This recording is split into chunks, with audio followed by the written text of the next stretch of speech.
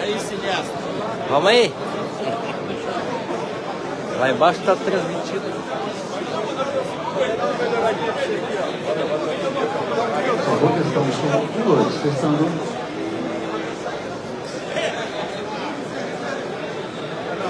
Teste, som, boa noite. 1, 2, teste, som. Rosto, teste.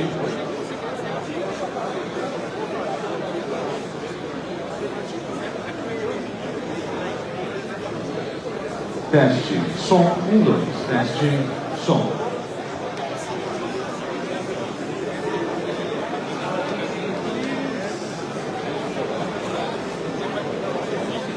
Testando som, 1, 2, teste, som. Alô, teste, som.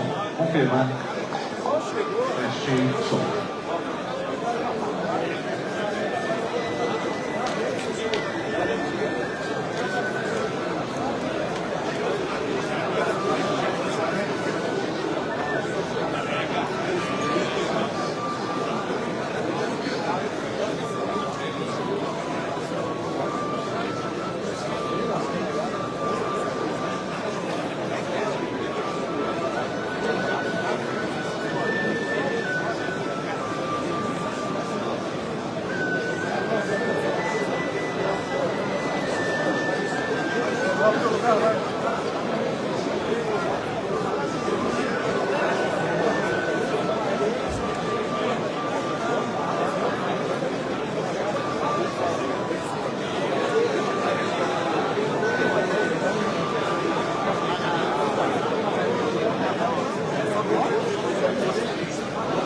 Senhoras e senhores, nos aproximamos do início desta celebração e solicitamos para aqueles que já estão acomodados que visualizem que alguém procura um lugar, principalmente aqui junto ao ocidente, que é na parte baixa do templo, que sinalizem, por favor, para aqueles que buscam um lugar para se acomodar, que existem lugares vagos perto de vocês. Isso facilitará as pessoas que ainda estão adentrando e dentro de instantes mesmo, daremos início à nossa cerimônia.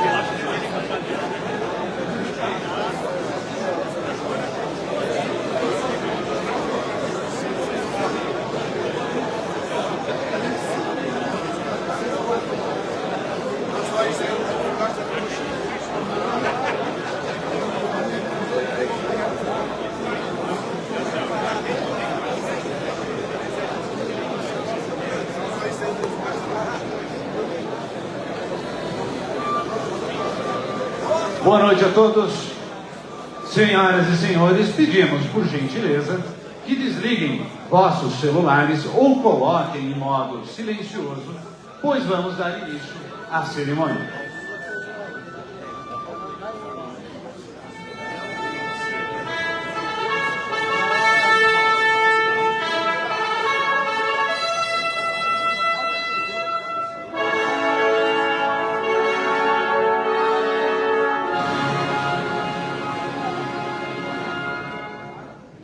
Caríssimos irmãos, estimadas cunhadas, queridos sobrinhos e sobrinhas, prezados convidados, solicitamos que a todos que se ponham em pé para recebermos os irmãos que vão dirigir os trabalhos desta sessão magna pública comemorativa aos 203 anos da independência do Brasil.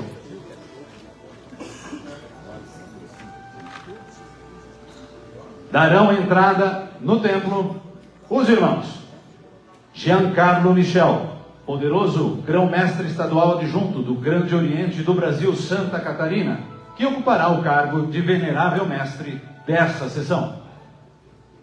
Irmão Rafael de Melo, eminente deputado do grão-mestre da muito respeitável Grande Loja de Santa Catarina, que ocupará o cargo de primeiro vigilante. E o irmão Avelino Lombardi Júnior, poderoso grão-mestre adjunto do Grande Oriente de Santa Catarina, que ocupará o cargo de segundo vigilante.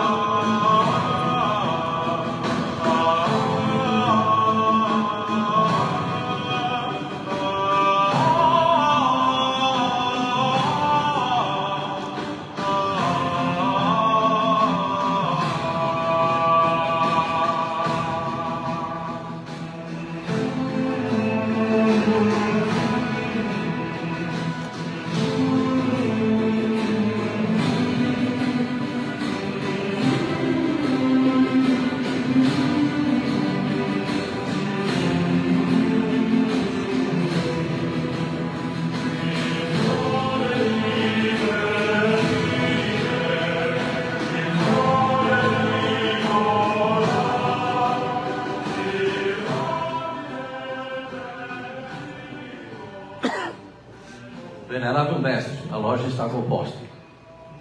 Estimados convidados, queridos irmãos, queridas fraternas e cunhadas, sentemos-nos.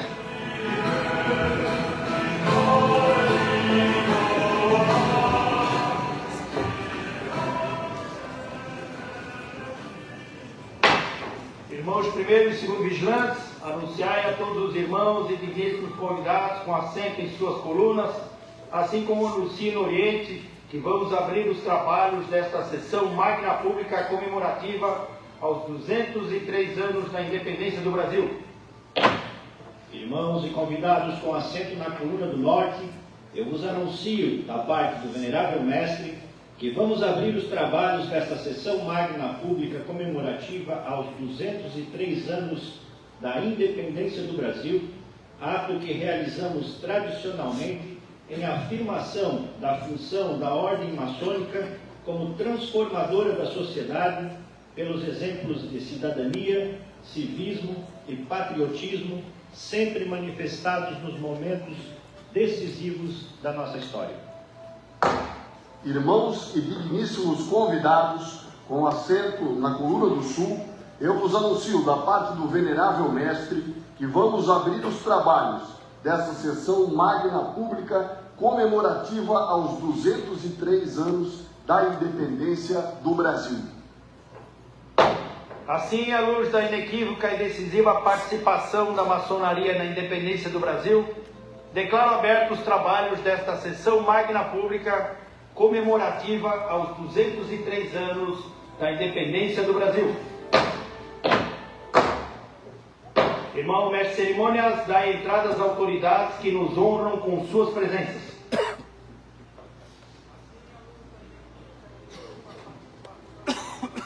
Solicitamos a todos que se ponham em pé para recebermos as autoridades que nos honram, prestigiando este evento.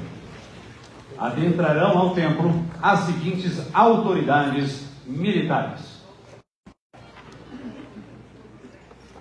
Comandante da Base Aérea de Florianópolis, Tenente Coronel Aviador, irmão João Paulo Gomes Lima da Silva. Comandante-Geral da Polícia Militar de Santa Catarina, Coronel Policial Militar Emerson Fernandes, representado, neste momento, pelo Coronel da Polícia Militar, Cléber Pires.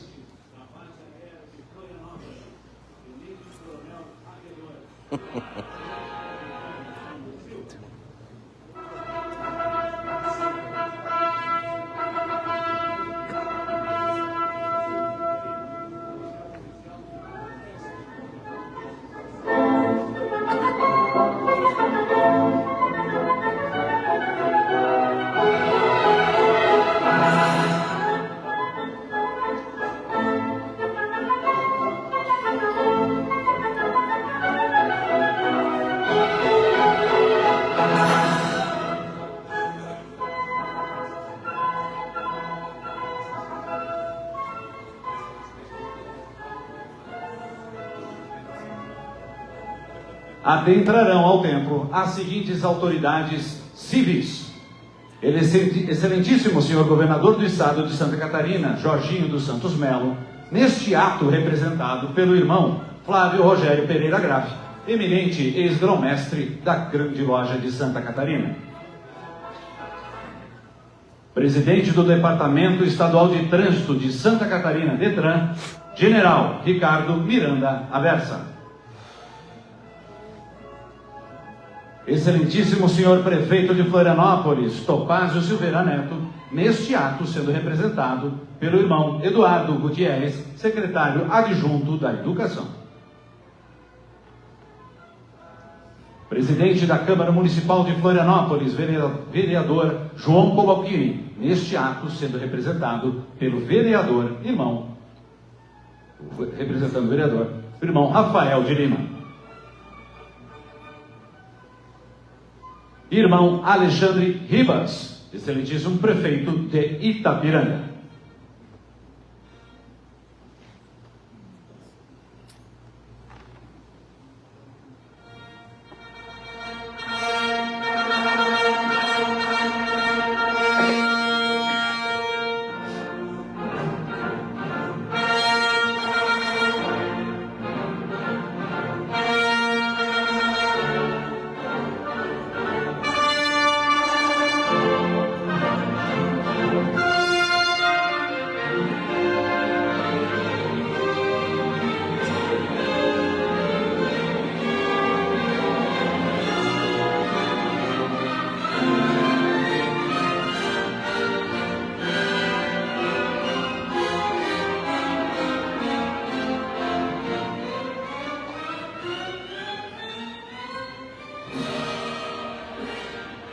Adentrarão ao templo as seguintes autoridades maçônicas: do Grande Oriente do Brasil, Santa Catarina, eminente irmão Valmor Baques, grão-mestre honorário.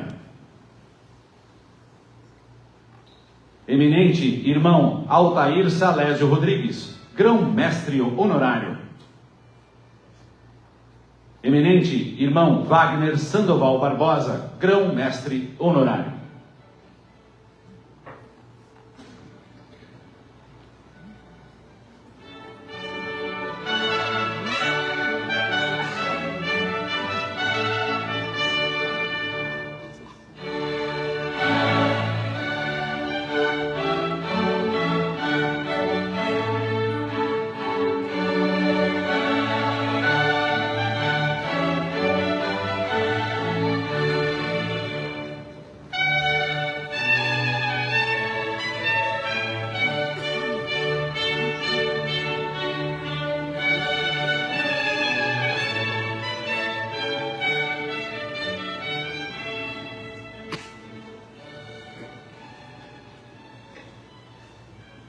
Da muito respeitável Grande Loja de Santa Catarina, irmão Ayrton Edmundo Alves, eminente ex-grão-mestre.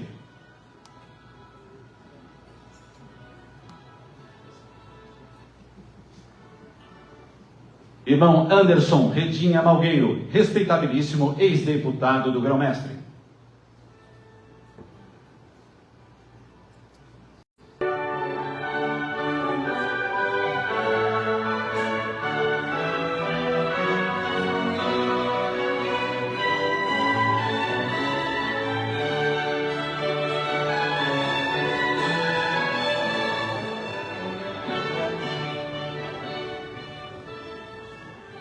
Do Grande Oriente de Santa Catarina, irmão João Paulo Svetnicas, poderoso grão-mestre honorário. Irmão Getúlio Correia, poderoso grão-mestre honorário.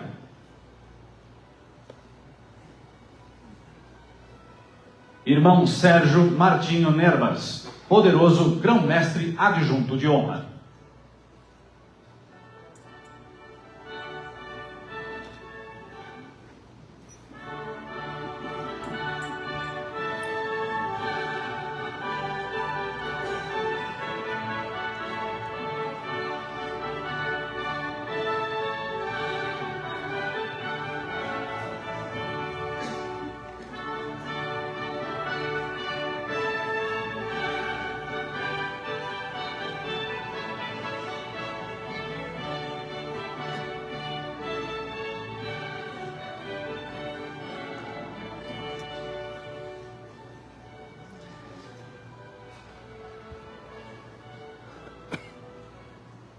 Venerável Mestre, encontra-se à porta do templo o palestrante desta sessão magna pública, o irmão Napoleão Bernardes, deputado estadual na Assembleia Legislativa do Estado de Santa Catarina.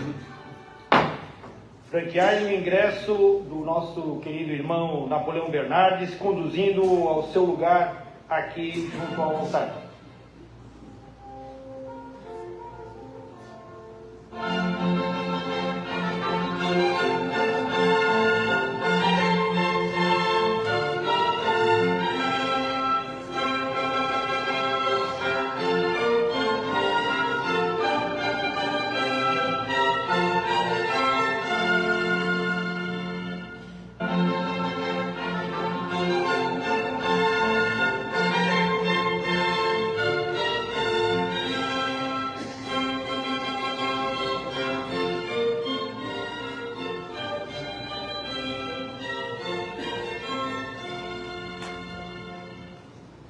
Venerável Mestre, encontra-se à porta do templo os irmãos Nilson Manuel de Souza, eminente grão-mestre do Grande Oriente do Brasil, Santa Catarina. Adalberto Aloísio Ain, sapientíssimo grão-mestre geral adjunto do Grande Oriente do Brasil. Abelardo Camilo Pridi, seneríssimo grão-mestre do Grande Oriente de Santa Catarina. E Paulo Augusto Meira de Albuquerque, seneríssimo grão-mestre da muito respeitável Grande Loja de Santa Catarina. Irmão mestre de cerimônias, franquear-lhes os ingressos. Saudemos os nossos grão-mestres com uma vibrante salva de palmas.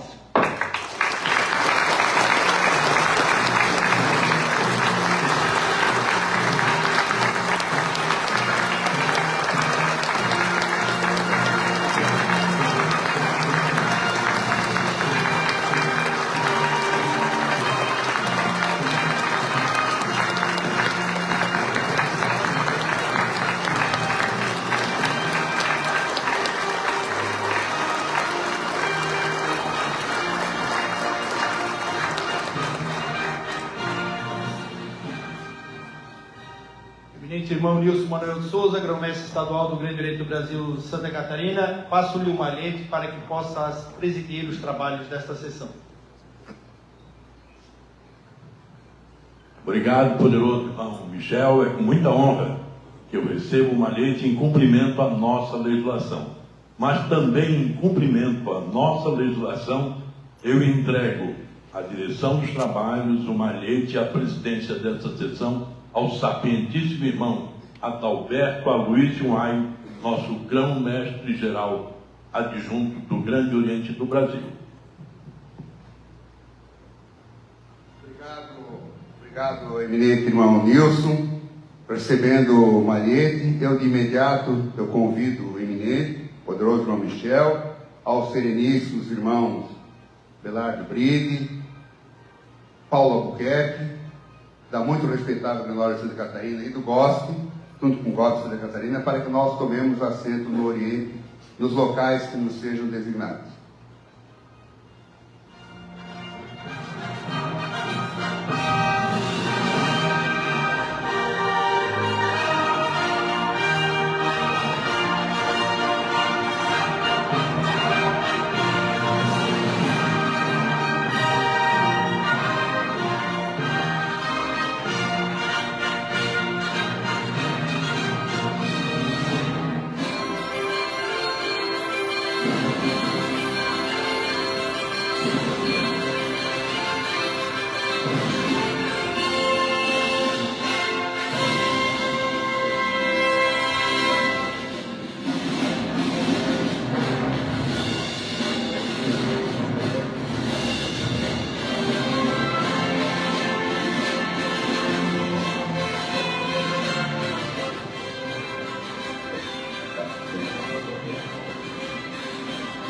Uma boa noite a todos.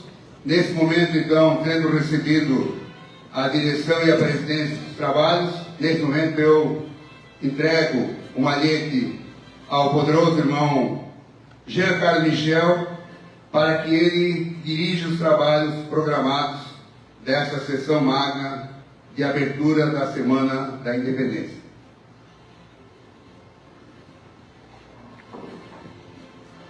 Sentemos.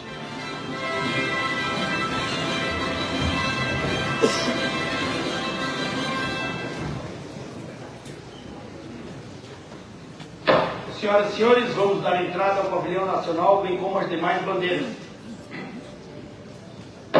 Irmão mestre de cerimônias, providenciai a recepção solene ao pavilhão nacional.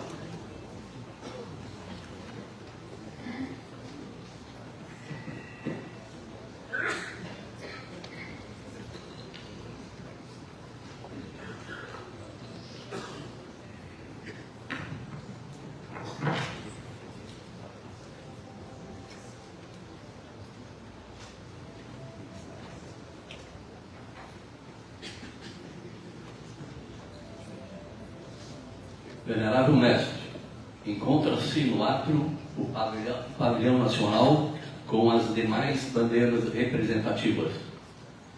Senhoras e senhores, colocamos-nos de pé, por gentileza. Irmão mestre de cerimônias, podem dar entrada ao pavilhão nacional e as demais bandeiras.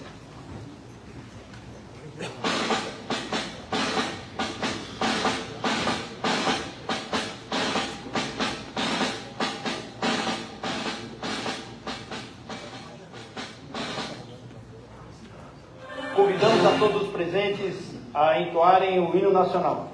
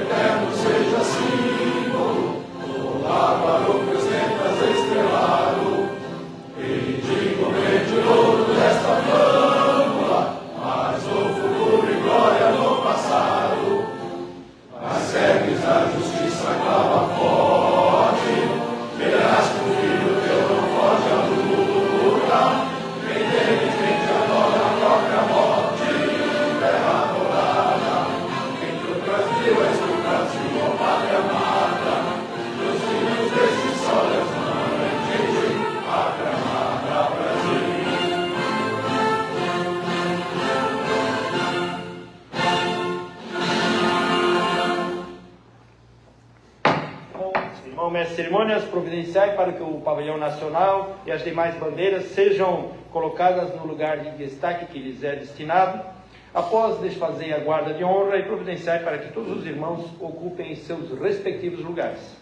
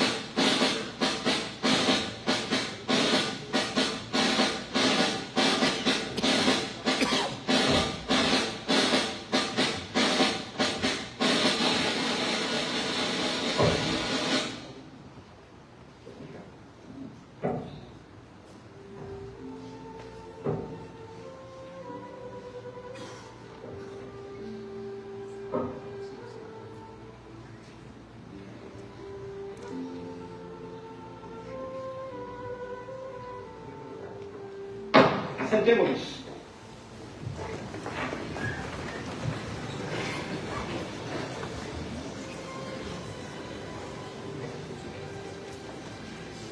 Senhoras e senhores, meus irmãos, sejam todos bem-vindos a esta solenidade especial que as três potências regulares de Santa Catarina, Grande Rei do Brasil, Santa Catarina, muito respeitável Grande Loja de Santa Catarina e o Grande Rei de Santa Catarina, anualmente dedicam à comemoração da Semana da Pátria. Meus irmãos, cunhadas, sobrinhas, sobrinhos e convidados, a maçonaria dogmática e a sectária, sem preconceitos de raça e de cor, não inquire a respeito das crenças ou princípios filosóficos e religiosos dos seus componentes. Exige de cada um deles, isto sim, a aceitação de um princípio criador absoluto, que definimos como o grande arquiteto do universo. Não somos, pois, materialistas. Na ânsia de encontrar a verdade, que é nossa preocupação constante, vemos no alto as preponderantes cogitações do Espírito. Precisamente por assim ser, é que todos os nossos trabalhos são sempre precedidos de uma invocação solene ao Supremo Senhor dos Mundos. Nossa instituição tem por conteúdo programático tudo que se inspira no tradicional triângulo formado pelos valores liberdade, igualdade e fraternidade. Sentimos sempre, nessa trindade magnífica, a proclamação indiscutível da luta constante pelo aperfeiçoamento moral, intelectual e social da humanidade. No desenvolvimento de nosso programa educativo, além da investigação da verdade, nós, maçons, labutamos pelo enaltecimento do mérito da virtude e da inteligência, bem como pelo aplauso e pelo reconhecimento a todos os que prestam serviço à pátria e à humanidade. Em nossos postulados, destacam-se a proclamação de que os homens são livres e iguais em direitos e obrigações, condenando-se os privilégios e as regalias. Reconhecemos o trabalho como um dever social, sempre nobre, seja intelectual, manual ou técnico, e que o homem, criado para ser bom e feliz, deve ser tolerante, para a maior dignidade das relações humanas. Assim, abrimos as portas dos nossos templos com o desejo sincero de fazer sair deles, na comunhão estabelecida, o estímulo à meditação sobre o encontro lógico de uma ideia de paz que conforte a mente, o coração e o espírito. A maçonaria, embora não seja uma religião, presta culto ao Supremo Criador do Universo e não iniciamos nossos trabalhos sem invocarmos o seu auxílio. Em todas as nossas reuniões, mantemos aberto um livro que denominamos Livro da Lei e que seja aceito pelos seus membros locais. Nessa noite, permitimos-nos que seja colocada a Bíblia, livro sagrado dos cristãos, que acreditamos representa o credo da maioria dos presentes a esta cerimônia. Pedimos, pois, a todos que nos acompanhem no pensamento que levaremos até a ele. Por favor, meus irmãos e convidados, cunhadas, coloquemo-nos em pé. Irmão mestre de cerimônias, convidai o irmão Ivo Reinhardt, orador, para proceder à abertura do livro da lei e efetuar a leitura escolhida para esta sessão magna pública comemorativa aos 203 anos da independência do Brasil.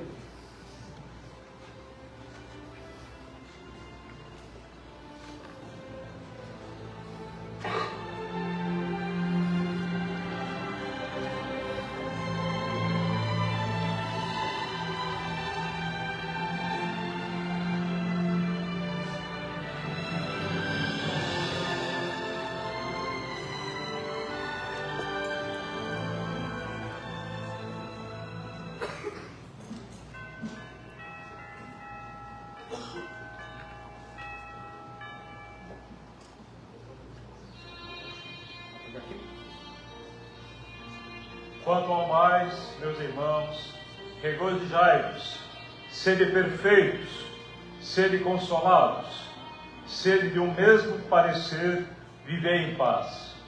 E o Deus de amor e de paz será sempre convosco.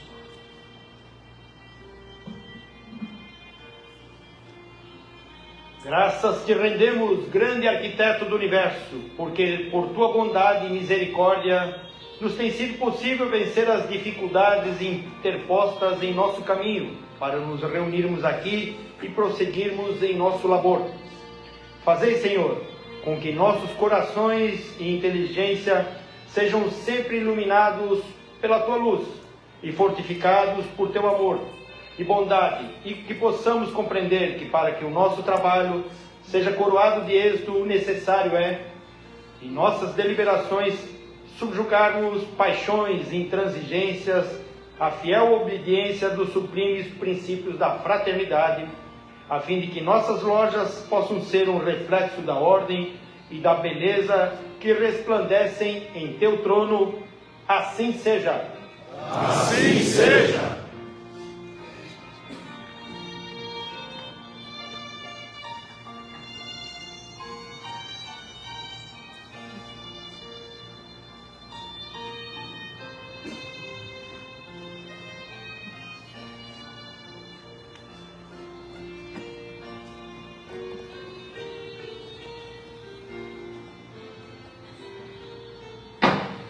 Sentemo-nos.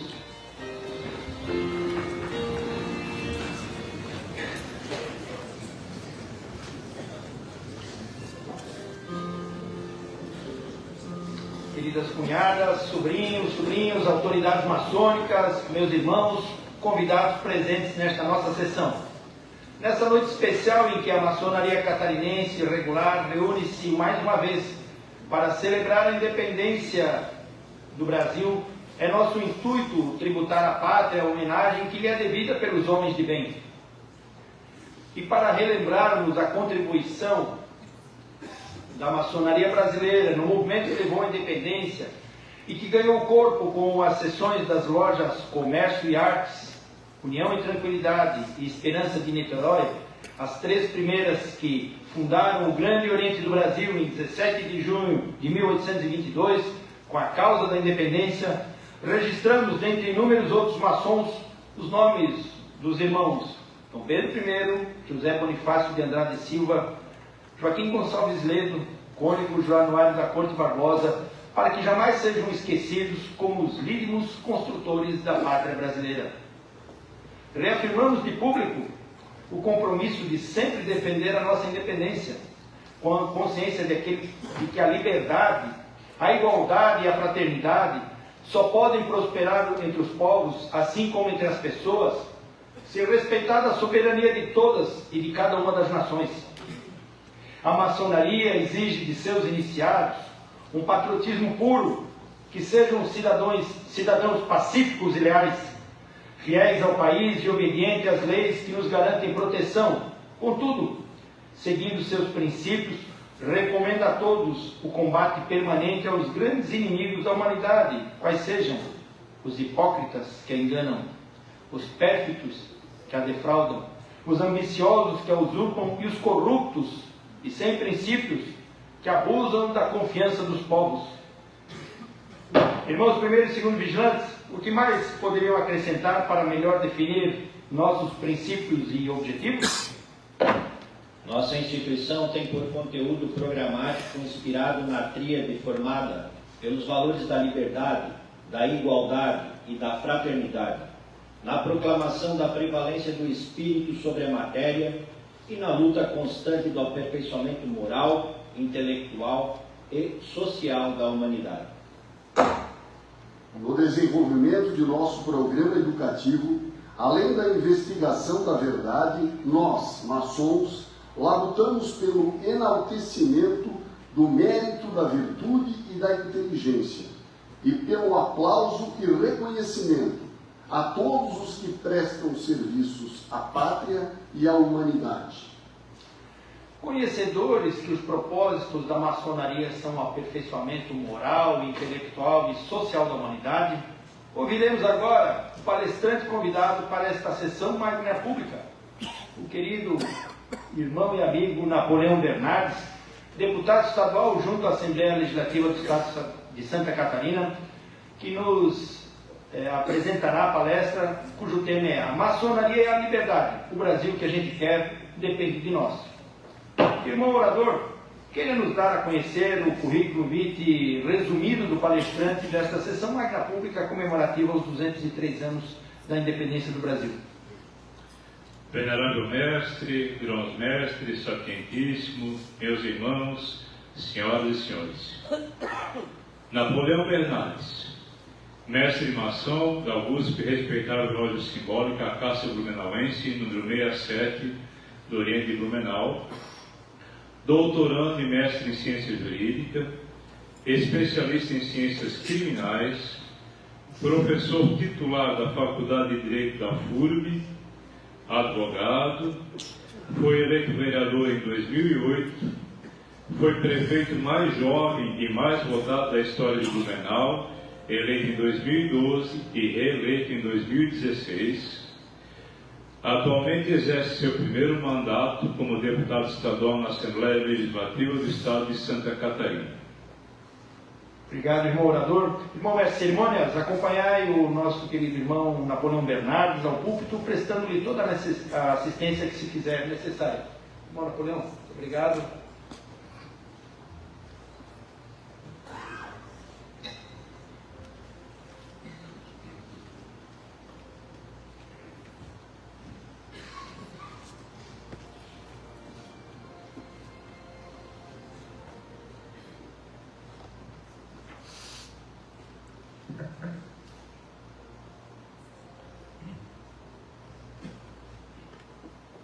Boa noite a todos e a todas. É um privilégio e uma responsabilidade invulgar, poder proferir essas palavras numa sessão tão envolta de significados tão relevantes, sobretudo para todos nós, da grande família e comunidade maçônica. A sessão magna pública comemorativa aos 203 anos da independência do Brasil. Cumprimento com muito carinho a todos, nas figuras do eminente grão-mestre do Grande Oriente do Brasil, Santa Catarina, Nilson Manuel de Souza, do sapientíssimo grão-mestre geral adjunto do GOB, queridíssimo irmão Adalberto Aloysio Aime, o sereníssimo grão-mestre do Grande Oriente de Santa Catarina, Paulo Augusto Meira de Albuquerque, do nosso sereníssimo grão-mestre da muito respeitável Grande Loja de Santa Catarina, e do queridíssimo irmão Jean Michel, que é o venerável mestre dessa sessão. Autoridades civis, militares, maçônicas, irmãos, cunhadas, sobrinhos. Nos cabe aqui algumas reflexões acerca dessa data comemorativa em relação à Semana da Pátria, que hoje inicia, culminando no dia 7 de setembro.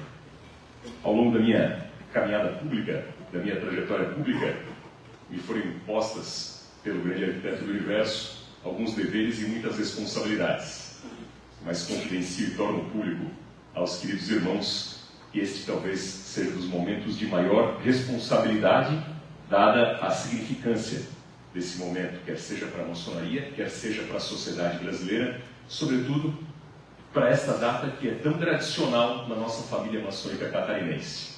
Por tantos e tantos anos, tive a oportunidade de, ao lado dos irmãos, acompanhar aqui brilhantes testemunhos que dessa tribuna foram de fato celebrados por pessoas extraordinárias do seio da nossa família maçônica. E agora cabe a mim essa responsabilidade e por isso o dever é bastante elevado. Nosso irmão orador fez algumas considerações a respeito da nossa caminhada na vida pública e privada e a partir dela que a gente traz aqui algumas reflexões. Destacando o ano de 1822, quando, por obra político-jurídica da própria maçonaria brasileira, se lastreou a nossa independência do Brasil. E essa reflexão é atual, porque em 1822, Dom Pedro I, irmão maçom, ladeado por muitos irmãos, como José Bonifácio, um grande conselheiro estrategista, e dada a capilaridade das lojas, em que com reserva e discrição se poderia fazer o raciocínio político-jurídico que desencadeou a independência do Brasil, havia um valor central-chave, a autonomia. A autonomia para que as decisões político-jurídicas do desenvolvimento da nação pudessem se tornar e se tomar a partir daqui. E o grande desafio foi transformar justamente a autonomia em prosperidade para a nação. E esse é o desafio que está posto nos dias atuais. E aquele desafio de 1822, que é atualíssimo, o raciocínio político-jurídico por trás da deflagração da independência do Brasil estava justamente instituições coesas e previsíveis. Instituições coesas e previsíveis, fruto das luzes daquele tempo, se lastreava de que a partir dali poderia se gerar um ambiente para prosperidade. E hoje, essa lição, ela continua amplamente válida, porque a autonomia para a tomada decisória, para o desenvolvimento socioeconômico, humano, cultural de uma nação, ela só se produz quando há uma coordenação entre poderes, instituições, níveis de governo municipal, estadual e federal, dado o federalismo brasileiro, que é tripartite, nos divide em 3 níveis de governo, mas acima de tudo com foco em regras estáveis, para que haja ampla segurança jurídica e previsibilidade, tanto quanto eficiência do investimento público e produtividade. Isso se realizou lá atrás, em 1822, por obra também da maçonaria, como protagonista daquele movimento, e essas reflexões continuam estritamente válidas em relação à contemporaneidade. Até porque, quando há o atrito institucional entre os atores públicos que estão envolvidos na construção político-jurídico de uma nação, quando esse descompasso aumenta, há um dispersar de energia. E a energia é preciosa para impulsionar a prosperidade e o desenvolvimento em todas as suas perspectivas. E aí quem sente é o cidadão, seja na falta de oportunidades, no preço que aumenta, na qualidade dos serviços públicos. A Constituição da República de 1988, ela não faz constar ali por acaso de que os poderes, sim, evidentemente, devem ser independentes, mas harmônicos. Harmonia, sim. Independência, sim. Coexistindo. Esses são os fundamentos da República. Independência com harmonia, para que não haja o atrito institucional, porque o atrito institucional gera agraves, muitas vezes irreparáveis, prejuízos para a nossa sociedade. E aqui eu faço o primeiro parênteses. Tanto no âmbito do mestrado quanto do doutorado, tive aula com um eminente professor, conhecido de muitos e muitas aqui da Grande Florianópolis, professor Dr. César Pássaro. O professor Dr. César Pássaro, que inclusive em muitos momentos da maçonaria proferiu importantes lições, numa das suas obras, numa nota de rodapé. Vejam a importância das notas de rodapé. Numa nota de rodapé, ele escreveu algo que me fez refletir até hoje e eu compartilho aqui esse raciocínio para os irmãos. Em todas as obras do professor César Pássaro, ele grafava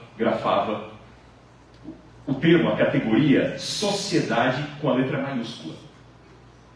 Em todas as obras do professor César, a palavra sociedade ela vinha grafada com letras maiúsculas. E às vezes isso chamava a atenção dos alunos. Não era por acaso, e não era um equívoco, ou não era uma coincidência. Era um raciocínio político-jurídico. E isso estava explicado numa nota de rodapé. Todos nós, desde a escola, estamos habituados a escrever a palavra Estado com a letra maiúscula, com E em maiúscula. Isso é natural desde os tempos de escola. E olha que reflexão profunda de uma nota de rodapé. Se a palavra Estado ela está construída e está grafada com E em maiúscula, tanto mais a sociedade deve ser grafada com S maiúsculo. Porque o Estado é uma criatura gerada pela sociedade e que deve estar a serviço da sociedade. Então, se a criatura, que é o Estado, está com E maiúsculo, tanto mais a sociedade deve estar com S maiúsculo, porque essa é a ordem natural das coisas. E esse é o pingo no E. A sociedade cria o Estado para que este Estado sirva à sociedade e esteja a serviço da sociedade e não exatamente o contrário.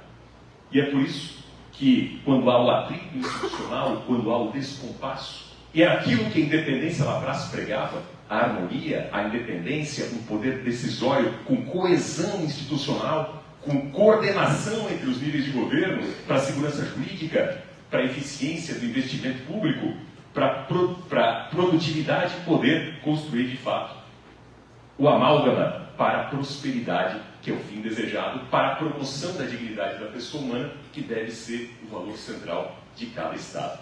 E há um custo em relação à não governabilidade, porque quando há um desalinhamento institucional, as políticas públicas elas acabam derrapando. Há conflitos, os recursos são dispersados, isso esfria o investimento.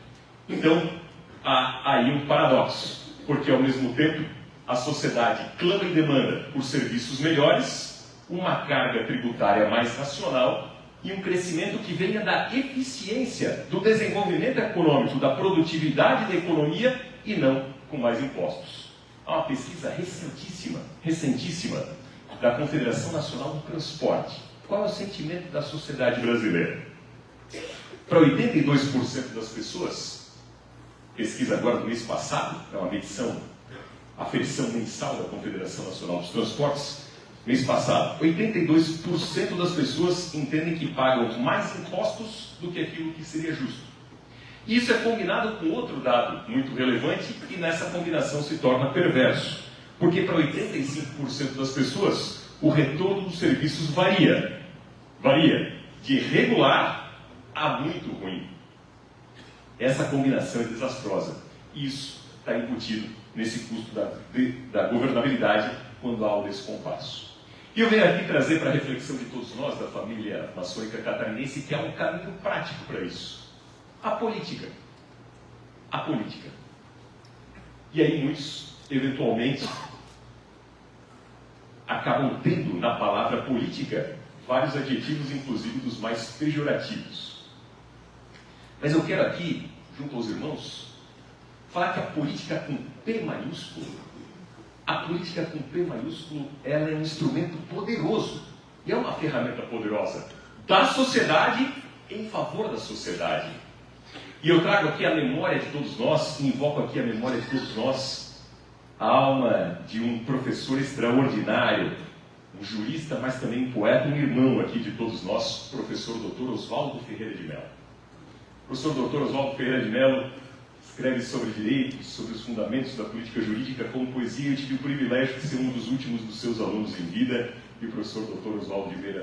Oswaldo Ferreira de Mello é fenomenal. E ele, traçando, né, na sua alma poética, com seu coração poética, ele falou algo muito interessante. Às vezes, quando a gente fala da política, com P maiúsculo, como esse instrumento, como essa ferramenta que pode e deve ser um instrumento da sociedade para a transformação positiva da própria sociedade, muitos podem olhar e dizer, isso é utopia, isso é utopia. E aí vem a lição preciosa, valiosíssima do professor Oswaldo Ferreira de Mello. A força transformadora dos sonhos, a força transformadora das utopias. Ele dizia que há causas pelas quais verdadeiramente vale a pena lutar. E os valores propugnados na independência do Brasil, e que se tornam atuais até hoje, a independência, cujo pressuposto é a liberdade, porque sem plena liberdade não há nenhuma independência, ela é artificial. A liberdade, a independência, a prosperidade, a eficiência, a produtividade, a prosperidade, em última análise, a realização do ser humano com condições de progredir, de prosperar, de ser feliz. Essa é uma causa pela qual vale a pena lutar. Portanto, se é uma utopia, a força transformadora deste sonho, desse ideal, ela vale a pena ser vencida.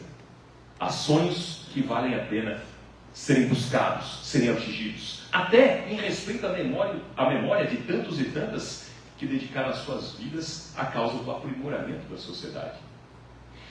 Há um autor que diz que às vezes a utopia, o sonho, é como caminhar na praia. A gente caminha na praia e olha para a linha do horizonte. A gente dá 2, 3 passos, parece que a linha do horizonte ficou 2, 3 passos mais distante. E dá mais alguns passos e parece que a linha do horizonte fica um pouquinho mais longe, tanto quanto a gente caminhou. E esse pensador galeno dizia, essa é exatamente a razão de ser das utopias, é nos fazer caminhar, Então, fica aqui a saudosa memória desse grande professor e irmão de todos nós, uma referência, o Dr. Oswaldo Ferreira de Mello. Que os sonhos e que as utopias tenham essa força transformadora a operar junto ao seio da sociedade. Conto também aqui algo que foi construído com muita riqueza poética por um teólogo brasileiro chamado Rubem Alves. E o Rubem Alves, ele fala um pouquinho, e ele faz uma analogia muito bonita, e o texto vale a pena ser lido, mas vale muito a pena ser lido, sobre política e jardinagem. E esse teólogo brasileiro, Rubem Alves, o que ele discorre com poesia nesse sentido? Que a política, ela pode ser a mais nobre das vocações. Que para ele, vocação é um chamado de amor por fazer, um chamado de amor por uma causa. E a política, ela deveria ser uma vocação e deveria atender a esse chamado da vocação. E ele faz uma comparação de que um poeta, um escritor, ele tem uma belíssima vocação. Porque um escritor, um poeta, ele faz analogia com o jardim, um poeta pode imaginar, e pode nos fazer imaginar, e pode fazer com as suas palavras que crie na nossa imaginação um jardim maravilhoso. Ele fala isso do poeta, que o poeta tem uma belíssima vocação, ele nos faz sonhar com o mais lindo dos jardins. Mas ele fala que o poeta tem uma vocação que é belíssima, mas fraca. Só constrói os jardins dos nossos sonhos. E que, bem exercida, a política, ela pode ser a mais nobre das vocações. Porque ela tem força. Ela pode transformar sonhos em realidade. E aquele jardim que o poeta só pode nos fazer sonhar, através da política nós podemos concretizar. Mas, aí vem a ressalva, a política também pode ser a mais vil das atividades humanas.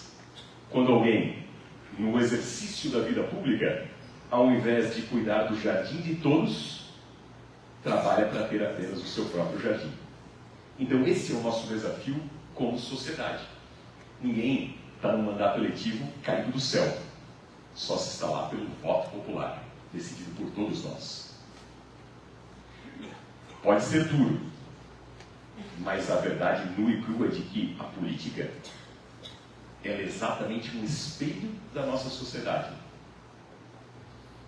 A verdade nua e crua, ela dói, mas ela é verdade. Ela é um espelho da sociedade. Como toda organização humana, ela é um espelho da sociedade. E como todo instrumento e ferramenta, a política, na verdade, e a bem da verdade, ela é neutra. Ela pode ser uma arma poderosa para fazer o bem e construir o grande jardim para todos. Ou para que alguns poucos se adonem daquele jardim. Portanto, a responsabilidade, ela recai sobre todos nós. Então eu digo que o caminho prático para a transformação que a gente quer, sonha e deseja é através de uma construção política num sentido amplo. Num sentido amplo. Porque pode ser através do mandato eletivo, mas pode ser através da nossa participação na comunidade, pode ser através dos instrumentos que a própria maçonaria tem à disposição, como as sociedades maçônicas regionais, que podem fazer essa face política do posicionamento, no melhor e mais amplo sentido da palavra, do posicionamento político. Sempre pode haver aquele dogma, mas e na maçonaria? Pode-se ter atividade pública? Não só se pode, como se deve, porque a política é num sentido muito amplo. Uma coisa, claro, é a atividade eleitoral e partidária, incompatível com as discussões em loja. Por outro lado, tudo na vida é política. É política de educação, é política econômica, é política de saúde, é política de desenvolvimento, é política de zoneamento, é política ambiental. E toda discussão da vida humana é, em última análise, uma discussão política. Portanto, tem que haver sim uma relação simbiótica entre maçonaria e política. E, inclusive, no nosso ritual de aprendiz, há lá, dentre os deveres do maçom, deveres de maçom quando imbuídos de mandatos de representação profana. Então, se desde o ritual de aprendiz maçom há deveres específicos de maçom que estão na atividade política, é porque sim, é uma atividade compatível nesse sentido da palavra. E, inclusive, diz que a investidura do maçom em mandato de representação profana tem ainda o dever de que esse maçom pugne pelos princípios ideais da nossa instituição, ressaltando a posição da maçonaria ante os problemas sociais, econômicos ou políticos para conquistar o bem-estar do homem e o aprimoramento da sociedade, que inclusive faz parte, a busca disso, no nosso próprio juramento de aprendiz. Portanto, se está dentre os deveres, mostra a compatibilidade entre o exercício dessas atividades. A maçonaria tem uma correlação direta com liberdade. E liberdade tem uma correlação direta com independência. Porque não há verdadeira independência se não há plena liberdade. Se não há plena liberdade. A maçonaria foi a força intelectual, foi a força filosófica e foi a força política que conduziu a muitos movimentos da história da humanidade. A Revolução Francesa, cujo principal pilar é exatamente a liberdade. As independências na América Latina, tanto quanto a independência do Brasil, cujo fundamento é mais autonomia para se ter mais liberdade e, através dela, gerar mais prosperidade. O iluminismo europeu, cujo principal motor foi exatamente a ideia de liberdade. Então, muitos dos nossos irmãos, ao longo do tempo, foram grandes defensores da liberdade, que é o pressuposto para o exercício dos demais direitos e deveres numa sociedade livre. No caso de Voltaire, Benjamin Franklin, Lafayette e José Bonifácio, que inclusive foi estratégico no momento da decisão de Dom Pedro I em relação à independência do Brasil. E consignei aqui duas frases importantes que vêm ao encontro desse sentido. Uma é de Benjamin Franklin, que nos diz que aqueles que abrem mão da liberdade por um pouco de segurança temporária não merecem nem a liberdade, nem a segurança. Isso exige coragem. Isso exige coragem. Coragem para usar, coragem para fazer acontecer. E aí vem a reflexão de Churchill, que a coragem é exatamente a primeira das qualidades humanas, porque é a qualidade que garante todas as outras. Portanto, é preciso ter coragem para somar e fazer a diferença. Meus irmãos, falamos sobre política e decisões políticas que mudam e transformam a vida das pessoas. Há algo que eu tenho buscado cada vez mais estudar, porque a história ela é muito interessante. Ela é muito interessante. foi um experimento histórico quase que involuntário.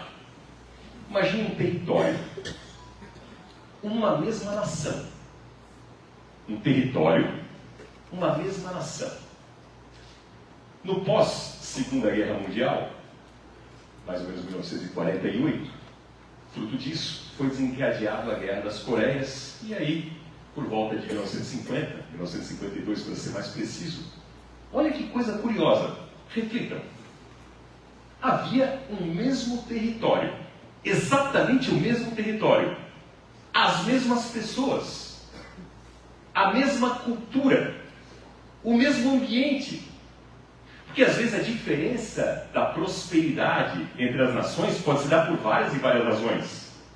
Clima, ambiente, cultura, diferenças históricas, países mais novos, países mais antigos, países mais maduros, menos maduros. Há uma série de componentes e variáveis que podem justificar porque uma nação é mais próspera e outra menos desenvolvida. Há tantas e tantas variáveis no caminho. Mas imaginem num contexto em que havia um mesmo território, uma mesma nação, um mesmo país, pessoas da mesma cultura, da mesma origem e que partiram do mesmo ponto em comum. Ambos partiram do zero. Porque foi no pós-Segunda Guerra e ainda agravado pela Guerra das Coreias. E em 1952 há uma divisão. A mesma nação se divide em duas. A Coreia do Sul e a Coreia do Norte. Hoje, falando rápido assim, a gente imagina dois países totalmente diferentes. Mas imaginem que logo ali atrás, porque 1950, na linha da história e na linha do tempo, 1950, na linha da história do tempo, foi ontem. Ontem era o mesmo país, com as mesmas pessoas, a mesma cultura, o mesmo ambiente, o mesmo clima, ambos inclusive arrasados com duas guerras. Ambos começaram do zero. E o Brasil na frente deles. E aí, a Coreia do Sul acabou tendo um ambiente de influência dos Estados Unidos e que inspirou aquele país num capitalismo liberal e democrático. A divisão das Coreias coube a Coreia do Sul ser influenciada nesse contexto geopolítico pelos Estados Unidos e ela passou a se desenvolver a partir dali, de 1950 para cá, num modelo capitalista, liberal e democrático. E a Coreia do Sul, naquele tempo, ficou sob a influência da União Soviética, e ambos começando do zero, de terra arrasada. E o Brasil estava um pouquinho na frente deles, de ambos. E aí a Coreia do Sul teve um pacto político de sociedade. Vamos investir na educação como motor para prosperidade e desenvolvimento. E seguindo degrau a degrau, inclusive como são as lições simbólicas da maçonaria. Vamos começar pensando na educação básica. E aí, um choque de excelência na educação básica. Vamos por partes. Vamos nos tornar excelentes na educação básica. Cumprida a missão e mantida, né? Porque não basta alcançar o índice, tão importante quanto é manter o índice. Buscar a excelência na educação básica. E só focar naquilo. Segundo passo, ensino técnico. E aí buscar a excelência. E aí foram para pesquisa e inovação, ciência aplicada. Ensino universitário com ciência aplicada. Hoje, a Coreia do Sul está aí, entre as nações mais prósperas, mais desenvolvidas do mundo, e a Coreia do Norte está aí. Ali tem vários gráficos, tem algumas coisas pequenas. O primeiro é só para mostrar a curva de como o PIB per capita, que está invertindo ali, da Coreia do Sul, aumentou em relação ao vermelhinho da Coreia do Norte. Então o número está ali. Começaram iguais. Começaram como terra arrasada e olha a diferença de um modelo e de outro. O verdinho é a Coreia do Sul, o vermelho é a Coreia do Norte. Embaixo é a média da expectativa de vida, que evidentemente é maior da Coreia do Sul em relação à Coreia do Norte. Se até a estatura mudou, a expectativa de vida também. Mas o mais curioso está no quadro ali do lado. A primeira bandeirinha ali é da Coreia do Norte. O que tem na principal pauta de exportação? O que a Coreia do Norte vende para o mundo? E o valor está ali, menos de 1 bilhão de dólares. Carvão. Carvão. É o que a Coreia do Norte mais exporta. Carvão. Que acaba com a saúde das pessoas, que acaba com o ambiente. Menos de 1 bilhão. E a Coreia do Sul, 63 bilhões é a principal pauta de exportação, circuitos de eletrocondutores. Fora tantos outros produtos, né, da pauta ali de exportação. Mas está um exemplo bem evidente de um experimento histórico involuntário. E aí o Brasil? O Brasil é o verdinho ali. Começou na frente, começou na dianteira. E aí a Coreia do Sul, que está no azul, olha o quanto aumentou o PIB per capita, desde que ela, entre aspas, nasceu, até chegar aqui. Por escolhas de um pacto político de sociedade. Isso é política, num sentido amplo. São decisões consensadas da sociedade. A política, dizem, é a arte do possível. Sempre haverá divergências e sempre haverá dissensos. Isso é natural. Inclusive na família, assim, na comunidade, assim, nas lojas, eventualmente, na sua construção de sucessão, é assim. Existem os dissensos, as contrariedades. E o que é da política? É buscar uma pauta convergente, um mínimo comum possível. E ele se entendeu. Qual é o nosso mínimo comum? O nosso mínimo comum é ter educação, ciência, tecnologia, pesquisa e desenvolvimento como motor para o desenvolvimento da sociedade. Aí tem o ranking da competitividade industrial. Essa linha de corte que a CNI fez, Confederação Nacional da Indústria, ela pensou e selecionou 18 nações que mais ou menos têm alguma similaridade, né, em termos de potencialidade, de comércio exterior, enfim, é uma linha de corte de apenas 18 nações. A primeira exatamente é a Coreia do Sul.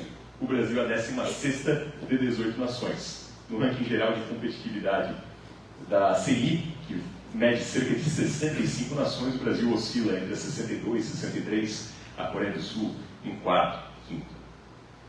Dá para fazer no Brasil?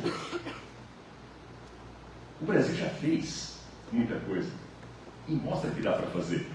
Eu pensei dois exemplos de dois governos, porque eles tiveram ao longo do tempo, esses dois governos, algumas características em comum. Fernando Henrique e Temer. Ambos, em algum momento da construção histórica, e porque eles foram pensados esses dois exemplos, ambos, em algum momento, tiveram baixíssimos índices de popularidade, principalmente o governo Michel Temer. Do ponto de vista do apoio popular, naquele momento do exercício do mandato, no momento do exercício do mandato, Fernando Henrique II e Michel Temer, ambos tiveram vários problemas de popularidade. Ambos tiveram crise de legitimidade. Fernando Henrique II, porque ele próprio tinha instituído a reeleição, e foi reeleito na eleição que ele próprio instituiu, havia uma crise de legitimidade. E o Temer, né, pela circunstância em que ele assumiu. Então, os dois tiveram crises de popularidade e crise de legitimidade. Onde eu quero chegar, esse é o ponto, é que quando há uma convergência da agenda de governo com a agenda do Congresso, há um clima de governabilidade. E aqui não está se falando, toma lá da cá. Aqui está se falando de pauta programática. Em ambos os casos, Fernando Henrique e Temer, a agenda do governo visava determinadas modernizações e elementos de macroeconomia. E a agenda do Congresso coincidia. Então, quando as agendas elas não são antagônicas, quando o governo tem uma determinada agenda mínima e o Congresso também tem uma determinada agenda programática mínima, a coisa acontece. No caso do Fernando Henrique, grandes privatizações, na época em que isso era tabu, e falar em privatização era feio. Todo mundo fala do exemplo do telefone. O exemplo da telefonia muitas vezes está vivo entre nós. Para os mais novos, não.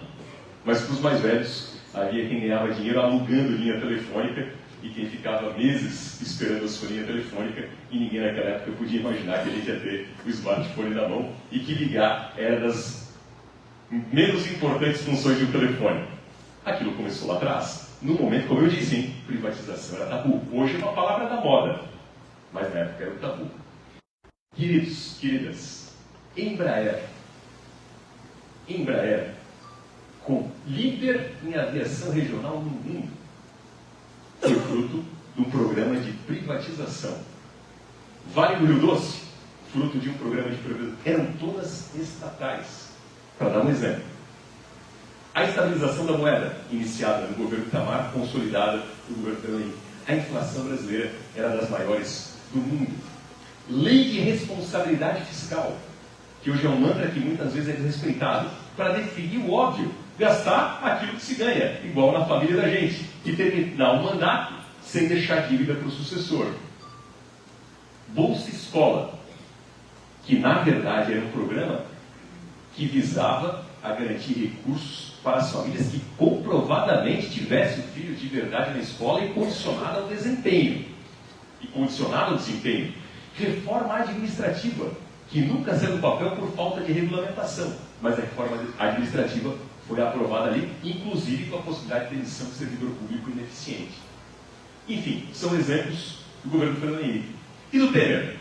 A autonomia do Banco Central. O Banco Central autônomo, imagina hoje, né, com as taxas de juros como estão, né, para tentar segurar a inflação, se não houvesse autonomia do Banco Central. Lei das estatais, que o STF acabou flexibilizando o que não deveria fazer e que garante a não interferência política na indicação dos cargos políticos estatais. Isso foi aprovado pelo Congresso, pelos políticos, por um presidente político. A lei das estatais, a blindagem do aparelhamento político das estatais.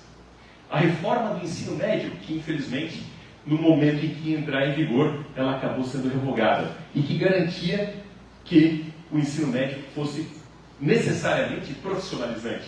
Porque hoje a evasão de pessoas, de jovens que deixam o ensino médio é dramática porque não vê a luz no fim do túnel.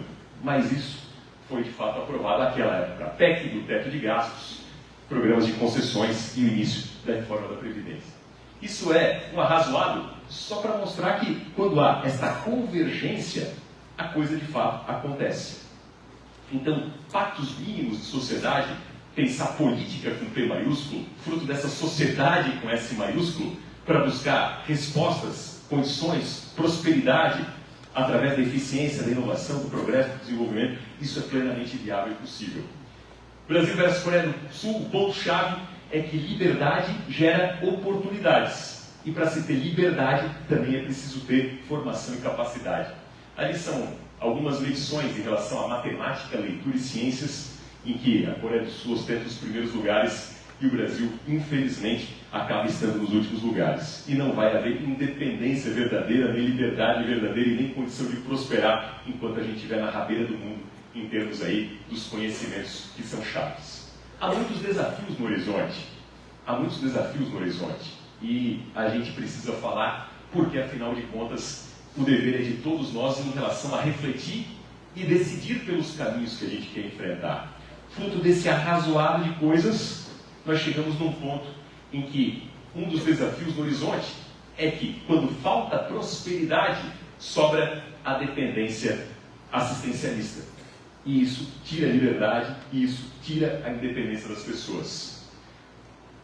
São Paulo e Santa Catarina estão ali nos últimos lugares daquela tabela, porque são os estados em que há mais pessoas com renda formal, com emprego, com carteira assinada e menos pessoas nos programas assistenciais. São Paulo, né, enfim, tem 12 milhões de empregos formais a mais do que beneficiários de programas sociais. E há estados em que essa conta é absolutamente inversa. Ali, na última coluna, tudo aquilo que está em vermelho, que é quase metade do Brasil, metade dos estados brasileiros, o que está em vermelho são aqueles estados em que há mais pessoas dependentes de programas sociais, como Bolsa Família, do que pessoas com oportunidade de trabalho e com a carteira de trabalho assinada. Tudo que está em vermelho são estados em que a gente tem essa dependência dos programas assistenciais. E apenas aqueles em azul, que vem abaixo na tabela, é que essa conta se inverte. E aí agora, e por isso a reflexão, há um novo desafio no horizonte. Com o advento da reforma tributária, é importante refletir, acima de tudo, sobre o Congresso Nacional. Por qual razão? Há, em primeiro lugar, um modelo de dualidade, inclusive que vai dobrar o custo das empresas, porque por algum momento o Brasil vai viger com 2 sistemas tributários. O que era para simplificar, burocratizou. De 2026 a 2032, se não houver adiamento, vão haver 2 sistemas tributários no Brasil, o novo e o velho. Mas o velho segue em vigor até 32. E as novas ações, olha a dualidade do custo. Mas é preciso pensar na defesa da autonomia dos estados e municípios, porque hoje, com o modelo vigente, com a representação política legítima de congressistas, deputados, senadores, ainda assim há estados como Santa Catarina, que mandam muito recurso para Brasília e recebem muito pouco. Isso no modelo vigente. Mas o que está por vir? E por isso a reflexão, sobretudo em relação ao Congresso, é necessária. Porque isso é tema de lei, de emenda à Constituição, de lei ordinária, que inclusive é da discussão. Que vai se instituir um comitê gestor. Vai se instituir um comitê gestor do Imposto de Bens e Serviços, que é aquele que vai ser repartido entre estados e municípios. Aí vem um grande desafio. Um conselho federativo que vai ter 27 pessoas lá representando os 27 estados brasileiros. E aí o Brasil tem 5.500 municípios e Santa Catarina tem 295 municípios. E vão ter 27 representantes de municípios dizendo que Florianópolis, Blumenau, Tubarão e assim por diante vão receber de volta. Então esse é um dos desafios que está colocado no horizonte. Olha o cenário atual. Santa Catarina é o 5º estado do Brasil em números absolutos. Imagine números proporcionais. Santa Catarina é o 5º estado do Brasil em números absolutos que mais envia recursos para Brasília. E aí, na hora de receber de volta, Santa Catarina é o 2º como campeão de prejuízo. De todo real de todo real que vai, voltam 13 centavos. A gente é o 2º campeão de prejuízo. O primeiro é São Paulo. E será que esse Conselho Federativo vai nos defender? E qual vai ser o peso de Santa Catarina no Conselho Federativo? Se, como eu disse, com representação legítima de deputados federais, senadores, congressistas, com modelo vigente, nós estamos nessa conta, as nossas cidades estão nessa conta, como é que vai ser isso na ponta do lápis? Na ponta do lápis. É mais jogo mesmo trocar a indústria que alguém tem no Vale do Itajaí pelo Paraguai. Na ponta do lápis é simples assim. Mas aí tem uma história, tem uma família, né, tem também uma mão de obra qualificada. Por algumas razões, às vezes até de afeto, o pessoal fica. E aí tem uma política catarinense de apoio e incentivo fiscal. Porque é aquela história do percentual, né? Cobrar mais percentual de pouco ou cobrar um percentual menor de muitos e que gera emprego e que faz a cadeia da economia girar. Então Santa Catarina tem algumas políticas de incentivo fiscal, no texto de vestuário, no turismo, na questão dos portos, a importação, a logística. Nenhum incentivo fiscal mais passa a ser decidido nos estados. É tudo decisão da União. E será que a nossa indústria catarinense vai ter um olhar? Será que alguém lá conhece a nossa indústria catarinense a fundo para fazer a defesa daquilo que seja adequado para a competitividade da nossa indústria? Então a reforma tributária traz esse comitê federativo que vai decidir sobre a arrecadação e a destinação dos recursos. E vai decidir também sobre quem tem ou não, eventualmente, algum incentivo fiscal para prosperar e se desenvolver. E essa decisão, ela acaba saindo daqui. E nós vamos estar gravados pelos impactos do tarifaço. Porque tem uma coisa curiosa na estatística que é o seguinte, né? Dizem, a brincadeira fala que se alguém comer um frango inteiro e outra pessoa estiver passando fome e não comer frango nenhum, na média os dois estão bem alimentados. Só que vai morrer de fome. Então, às vezes falam da pauta de exportações e falar dos percentuais, às vezes é pequenininho. Mas por que eu botei o mel ali? Impacto de tarifaço. Porque tem produtor catarinense do mel, que todo o mel é para exportação, sobretudo para os Estados Unidos. E no curto prazo, vai achar um novo mercado? Quanto tempo vai se achar para se ter um novo mercado? Comecei pela Madeira Imóveis. Pertinho de Blumenau tem Rio dos Cedros. Lá tem uma fábrica de portas. E não é brincadeira. 100% daquela produção exclusivamente é para os Estados Unidos. 100% daquela produção é exatamente para os Estados Unidos. 2/3 dos funcionários em Rio dos Cedros já estão em férias coletivas. Isso vai ter impacto para frente. E como é que vai ser a reparação disso, do prosperar e no caminho da economia, com todas essas decisões agora cada vez mais sendo centralizadas em Brasília? Motores elétricos, transformadores, máquinas e equipamentos, carne, mel, pescados que estavam nos contêineres, prontos para embarcar e ficaram presos nos contêineres. Texto e vestuário e calçados. Todos são, por exemplo, setores importantes da pauta da economia catarinense e que estão afetados. Isso tem uma consequência para frente. E fica agravado em virtude desses desafios aí que estão postos. Muito se fala da judicialização da política e aí uma reflexão que é preciso também fazer. Olha só, às vezes o judiciário leva uma responsabilidade que está no Congresso. que muitas das decisões que acabam reiteradamente parando o judiciário é porque o Congresso se omitiu e não legislou, ou legislou de um modo que gera dúvida e acaba suscitando interpretação. Mas um pano de fundo maior. Há um pano de fundo maior. Por que tudo vai parar no judiciário? Esses dias eu estava vendo TV e a decisão de quem seria o presidente ou não da CBF foi parar no STF. Aí o STF arbitrou quem seria o presidente da CBF. Mas olha só, olha o dado que eu pesquisei. 2025, PSOL, tem 13 deputados federais. Representa 2,5% do Congresso. 2,5% do Congresso. E eu não estou fazendo aqui nenhum juízo de valor. Eu estou simplesmente fazendo uma análise quantitativa. Eles representam 2,5% do Congresso. E foram responsáveis por 1/3 de todas as ações constitucionais que foram movidas no STF por partidos políticos. Então eles não vencem uma votação, porque representam 2,5% do Congresso, e aí judicializam. Então, pela regra vigente, e quem legisla sobre isso é o Congresso, e não o Judiciário, quem aciona a Justiça, o Judiciário tem que dar uma resposta. E aí toda a lei vai para lá. E aí, como toda a lei vai para lá, o volume é gigante de recursos. Só por uma curiosidade, os tribunais brasileiros, a colegialidade que é tão importante num tribunal. E aí dá essa impressão para a sociedade, e aí fica esse descompasso, né, que todo mundo fica irritado com tudo. Então, né, com tanto recurso assim, né, para dar um único exemplo, né, é a própria política recorrendo à política. E política a gente tem que ganhar no voto. Né, e voto se faz pelo convencimento e não no recurso. Mas, hoje a lei define assim. E aí, né, faz parte do jogo. Se recorre, a resposta ela vai ter que ser dada. Então, esses desafios no horizonte são principalmente permeados entre a desarmonia dos poderes. Mas a gente já mostrou lá atrás que quando tem uma agenda de consenso mínimo, a coisa acontece. Foi assim na Coreia do Sul, em reformas pontuais, foi assim também no governo do Brasil. Eu queria compartilhar para vocês, caminhando para o final, uma conversa que eu tive com um pastor.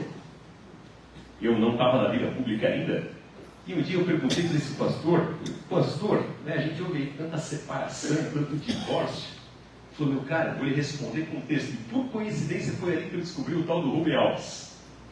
E aí ele me deu um texto para ler. E o texto ele fala sobre casamento, sobre relacionamento conjugal, mas esse texto vale, e eu passei toda a minha primeira aula da faculdade de Direito e de especializações que eu leciono, a começar com esse texto do Rubem Alves, que fala sobre casamento, relacionamento, mas vale para as relações humanas, e portanto vale para as relações sociais, e portanto deveria valer para a política. E vem ao encontro daquilo que a gente disse lá atrás. Deve sim haver, óbvio, claro, independência, mas sempre com harmonia, para a construção daquilo que é possível construir. E ele compara, o Rubem Alves, vale a pena ler hoje à noite ou amanhã esse texto, a respeito, sobre tênis e frescobol. Tênis e frescobol, parece igual. A quadra muda o tamanho, né? Do saibro para a areia, mas a quadra está ali a mesma, ela é retangular, tem a rede no meio e tem um jogador de cada lado. Então, aparentemente, é um jogo igual. Agora, qual que é a essência do tênis? Tanto que se fala a boa cortada que se deu. O objetivo do tênis é vencer o adversário, é derrotar o adversário, é estudar o adversário, ver o ponto fraco e jogar a bolinha exatamente ali, no ponto fraco, dar aquela cortada bonita para arrasar. E no tênis, para alguém ganhar, é porque alguém vai perder. E o frescobol, que é tudo exatamente quase que igual, a essência já é toda outra, né? No frescobol, o gostoso o que é? É o indivíduo da bolinha. Então a gente joga com cuidado. Se a gente sabe que aquele é o ponto fraco, a gente tenta jogar onde é o ponto forte para ele conseguir rebater. Se a gente joga mais forte, até pede desculpa. Se a gente leva alguém ao erro, a gente pede desculpa. Se o outro errou, a gente compreende, porque o gostoso mesmo é o ir e vir. E no frescobol não tem dúvida. Ou os dois perdem, ou os dois ganham. Porque o gostoso é o ir e vir da bolinha. E assim é a harmonia, que tem que haver entre os casais, entre os irmãos, entre as relações de trabalho, entre as relações de escola e, por que não, nas relações institucionais em relação à política. Eu vou finalizando com pensamento próprio, dizendo que para a gente dar um patamar de desenvolvimento, a gente precisa ter coragem política. Coragem, como nos dizia Churchill, para fazer o novo, para ter transparência no governo. Porque com transparência no governo, a gente tem crédito com as pessoas, fruto da credibilidade, para fazer da inovação um motor da sociedade. E assim nós, maçons, podemos ter também na vida pública oportunidades para fazer a diferença. Que o Brasil que a gente quer deixar para os nossos filhos, para os nossos netos, o futuro que a gente vai legar para frente, não pode se esperar. A gente tem que construir. O futuro não se espera, se constrói. Com menos discurso e mais ação, que a gente possa fazer do Brasil um templo rico, próspero, virtuoso de oportunidades. Então o que eu quero dizer para os irmãos é a crença na política, com P maiúsculo, como instrumento da sociedade para fazer valer aquilo que o professor Oswaldo de Ferreira de Mello nos dizia. Vamos sonhar, vamos acreditar, vamos ter as utopias como a nossa força transformadora. E na arena da participação da vida pública há muitas e muitas oportunidades. Como eu disse, pode ser um mandato eletivo, que bom que mais irmãos possam se encorajar a esse desafio, por que não? As vagas estão lá, elas serão preenchidas. Porque que os melhores da nossa sociedade a gente não pense para a política. É triste dizer, eu tenho uma filha de 7 anos que eu amo de paixão. Aí quando alguém fala brincando, vai seguir os caminhos do pai da política, eu sou o primeiro a dizer não, que siga o caminho da mãe que é médica, que siga o caminho do vô, menos o caminho da política. Se a gente não quer a política para os nossos filhos, quem vai vir? Se a gente não quer a política para nós, ou para os nossos filhos, quem vai vir? Então fica essa reflexão. Que bom que um dia a política pudesse reunir, que os melhores e mais bem-sucedidos engenheiros estivessem na política nos mandatos. Que bom que os principais economistas do Brasil não estivessem nos bancos, estivessem no Congresso. Que bom que os executivos mais respeitados fossem dispensados das suas empresas para de vez em quando ter uma imersão na política, professores e assim afora, independente até de formação, porque tem muita gente de bom coração, com muita vivência, com muita estrada de vida que precisaria compartilhar a sua experiência para fazer essa diferença. Nosso período de prefeito de gestão, a gente pôde governar ao lado da sociedade civil e isso nos rendeu muitos frutos. E eu tenho muita gratidão à família maçônica. Lá havia como há a SOMAR, a Sociedade Maçônica Regional. Trabalhamos em conjunto com muitos irmãos dentro do governo ou fora do governo, mas como conselheiros e como amigos nessa construção que é coletiva porque é de todos nós. Na vida pública, enfim, quem está na política e está de boa fé, que é o caso da maioria, está de boa fé, a gente quer acertar. E a gente quer gente boa do lado. Coisa boa ter um observatório social, pujante, ativo, forte ao lado, para nos fazer acertar. Sempre dizia para o observatório e para o pessoal da administração, quanto mais olhos e mais ouvidos, melhor. Teve um domingo, para fechar, meu venerável irmão Michel, que nos preside aqui nessa sessão. Eu poderia dar vários exemplos aqui de muitos irmãos que nos ladearam aí nessa caminhada da vida pública. Mas tinha um domingo de sol bonito em Blumenau, e eu estava com um pipinão para resolver, e eu era prefeito. Fui eleito prefeito aos 29 anos, fui o prefeito mais jovem lá de história, mais votado, porque a responsabilidade era grande, a gente queria acertar.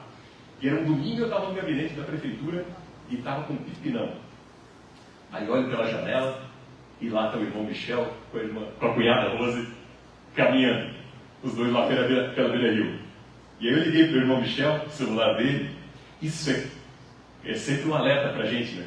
Quando a gente olha para quem está ligando, saibam que quem está ligando pode estar vendo a gente.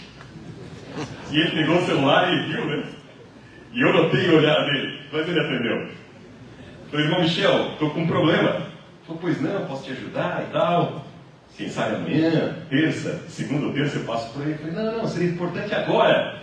Ele falou, poxa, prefeito, mas é que agora eu exatamente não consigo nem ir, porque estou caminhando com a minha esposa, eu falei, sim, que eu estou vendo. Olha para cá, olha para cima. Falei, vem para cá, eu estou de bermuda. Eu falei, não, eu sei, eu estou vendo, não tem problema, vem para cá. E a gente sentou lá, mas enfim, era um dos muitos desafios que a gente tinha para resolver. Mas isso que eu quero dizer, a política às vezes está nos conselhos municipais, está na participação em entidades da sociedade civil, sociedades da organização de entidades, enfim, há muitas maneiras da gente participar. Mas o importante é que a gente possa somar e fazer diferença. Então, irmãos queridos, cunhadas, sobrinhos, obrigado pela gentileza da oportunidade E o principal de tudo aqui é a reflexão. Há muitos desafios, mas é importante encará-los com otimismo. Mas otimismo não no sentido passivo da palavra.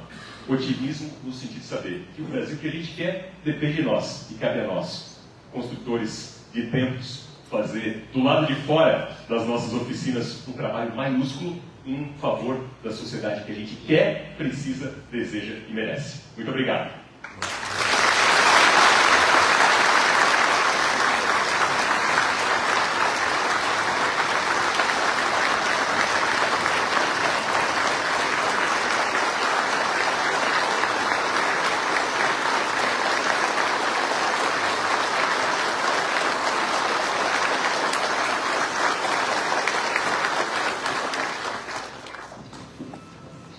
Peço que o irmão Napoleão aguarde aqui em frente ao nosso altar. E como forma de agradecer pela brilhante apresentação, meu querido Napoleão, os grão-mestres das três potências do GOB Santa Catarina, Grande Loja e Goski, vamos fazer uma singela homenagem ao irmão. Grão-mestres, cerimônias acompanhar os grão-mestres até aqui à frente do altar, para que eles possam prestar homenagem ao nosso irmão Napoleão.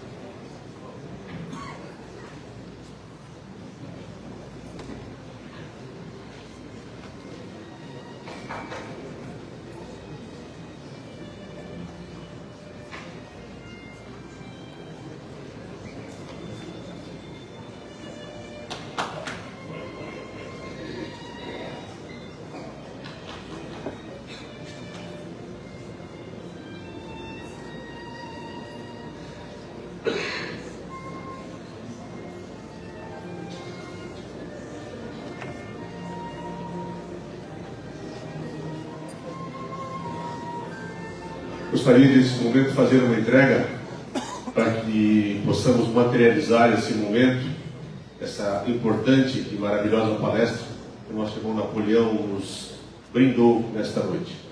E ela vai através de uma placa que será entregue por nós três, no vídeo, no Nilson, que fala por si só o seguinte: Grande Oriente do Brasil, Santa Catarina, GOB Santa Catarina, Grande Loja de Santa Catarina e o Grande Oriente de Santa Catarina, GOSP, potências co-irmãs, tem a honra de homenagear o irmão Napoleão Bernardes, deputado estadual da LESC, por sua palestra Maçonaria, Democracia, o Brasil que a gente quer depende de nós, ministrada na sessão magna pública comemorativa ao Dia da Independência. Oriente de Florianópolis, 1º de setembro de 2025, de Aravugar, assinam Nilson Manuel de Souza, Paulo Augusto Meire de Albuquerque e Abelardo Camilo Brite. Muito obrigado, irmão Napoleão.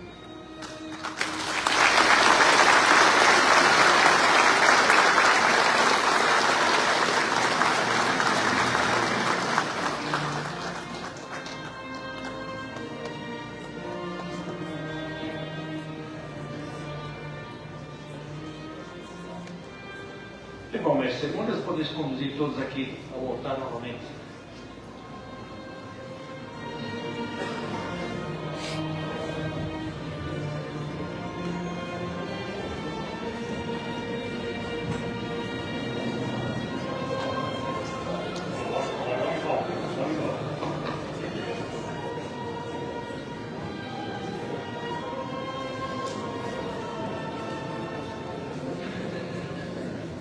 Dando continuidade aqui à nossa sessão, eu convido então o eminente irmão Nilson Manuel de Souza, grão-mestre do Grande Oriente do Brasil, Santa Catarina, para fazer o pronunciamento em nome da maçonaria regular catarinense.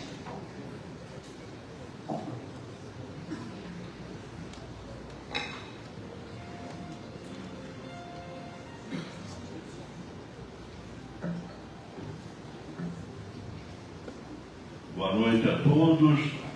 Falar depois do Napoleão Bernardes não vai ser fácil, mas eu vou tentar atrair a atenção dos senhores pelo menos uns 10 minutinhos só. Gostaria de iniciar a minha fala cumprimentando sapientíssimo irmão Adalberto Aloysio Aino, grão-mestre-geral adjunto do Grande Oriente do Brasil, sereníssimo irmão Paulo Augusto Meire de Albuquerque, grão-mestre da Grande Loja de Santa Catarina, Sereníssimo irmão Abelardo Camilo Biridi, grão-mestre do Grande Oriente de Santa Catarina, poderoso irmão Jean Carlos Michel, grão-mestre adjunto do GOB de Santa Catarina, ao nosso palestrante, irmão Napoleão Bernardes, deputado estadual pela Leste e ex-prefeito do nosso município de Blumenau, Elizabeth de Souza Aine, vice-presidente nacional da Fraternidade Feminina do Grande Oriente do Brasil, Cátia Regina Teodoro, minha esposa, presidente estadual da Fraternidade Feminina do GOB de Santa Catarina, Rosilene Bush, vice-presidente estadual da Fraternidade Feminina do GOB, Luciane Albuquerque, esposa do nosso irmão Paulo Albuquerque, presidente da Mosaico, que é a Fraternidade Feminina da Grande Loja, autoridades civis, militares, maçônicas já nominadas, e a todos os irmãos, cunhadas, sobrinhos e visitantes que abrilhantam este momento, este importante momento. É com grande alegria que nos reunimos nesta noite para celebrar a independência do Brasil, uma data que ressoa com os ideais de liberdade, igualdade e fraternidade, que nos são tão caros. Celebrar este marco histórico é também honrar a memória dos maçons que, com coragem e determinação, contribuíram significativamente para a emancipação de nossa nação. Que esta noite de celebração fortaleça o nosso compromisso com os princípios que nos unem, renovando nossa jornada maçônica e inspirando-nos a continuar construindo um futuro mais justo e próspero para todos. Em nome das três potências regulares de Santa Catarina, o Grande Oriente do Brasil, Santa Catarina, a Grande Loja de Santa Catarina e o Grande Oriente de Santa Catarina, dirijo-me a todos para uma reflexão solene. Em um contexto de aceleradas transformações sociais, econômicas e tecnológicas, somos convocados a reavaliar o papel da maçonaria na sociedade atual. Desta forma, é imperativo que nos perguntemos: quais são os desafios impostos pelas novas gerações? Como podemos garantir que nossa ordem preserve sua relevância e capacidade de ação, mantendo viva a transmissão de seus valores e princípios e, sobretudo, como podemos continuar a trilhar um caminho de constante aprimoramento pessoal e de serviço à humanidade. A maçonaria tem se mostrado cada vez mais relevante no cenário sociocontemporâneo, reunindo homens de diferentes gerações em torno de valores como liberdade, igualdade e fraternidade. Um dos desafios mais urgentes que enfrentamos é o de atrair e reter jovens talentos para a nossa ordem. As novas gerações de maçons carregam consigo novas perspectivas, novas experiências e novas formas de interagir com o mundo. Precisamos estar atentos a essas novas ideias, acolhendo os jovens que buscam na maçonaria um espaço de desenvolvimento moral, intelectual e de fraternidade, sem esquecer que a maçonaria é uma ordem milenar com tradições e valores que devem ser preservados. É preciso encontrar um equilíbrio entre a necessidade de atualização e a manutenção de nossa identidade e de nossos princípios fundamentais. Foi em 1822 que os ideais de liberdade, igualdade e fraternidade, pilares da nossa ordem, ganharam um novo significado nas terras brasileiras. Maçons como Dom Pedro I, José Bonifácio de Andrade Silva e Gonçalves Ledo atuaram diretamente nos bastidores da política e da sociedade para pavimentar o caminho rumo à emancipação. As reuniões maçônicas serviram como verdadeiros centros de debate, onde as estratégias para romper os laços com Portugal eram traçados.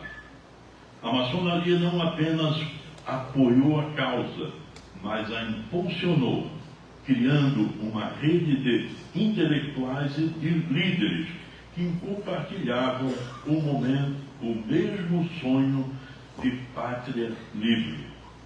O Grito do Ipiranga, um ato decisivo, foi o resultado de uma articulação que começou nas lojas maçônicas, mostrando que nossos ideais não são apenas teóricos, mas têm o poder de transformar a realidade e moldar o destino de uma nação. Celebrar o 7 de setembro é, portanto, também celebrar a coragem, a união e a visão dos irmãos que, movidos pela luz da razão e do patriotismo, deram ao Brasil o seu primeiro passo para a liberdade. Estamos atentos também junto ao fortalecimento dos laços com as fraternidades femininas de nossas lojas. As mulheres desempenham um papel fundamental na maçonaria presente e futura, trazendo consigo sua sensibilidade, sua intuição e sua capacidade de construir pontes em diferentes grupos. Hoje, temos evidências claras que este modelo só agrega à família maçônica e à sociedade em geral. Precisamos trabalhar juntos, homens e mulheres, para construir uma maçonaria cada vez mais inclusiva, mais acolhedora e mais representativa. Com a participação ativa de irmãos, cunhadas e as três potências regulares co-irmãs unidas, transformaremos os desafios em oportunidades de crescimento. Finalizando, gostaria de agradecer ao irmão Napoleão Bernardes, deputado estadual da Leste, palestrante desta noite, que nos brindou com uma excelente palestra. A presença de todos aqui que estão nos dando a honra das suas presenças, e que possamos juntos trilhar o caminho da luz, da verdade e da justiça, contribuindo para a construção de um mundo mais justo, fraterno e igualitário. Que o grande arquiteto do universo ilumine a todos aqui presentes e guie os nossos caminhos. Muito obrigado a todos e tenhamos uma excelente noite. Muito obrigado.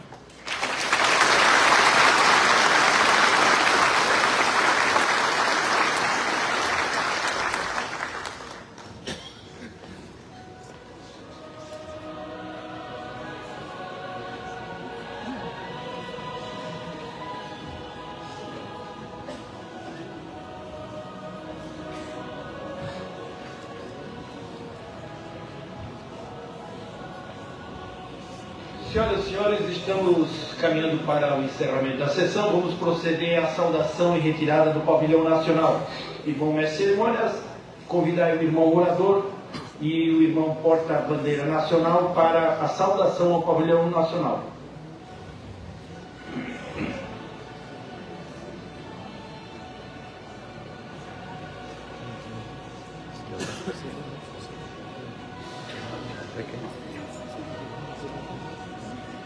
Por gentileza, coloquemos-nos de pé.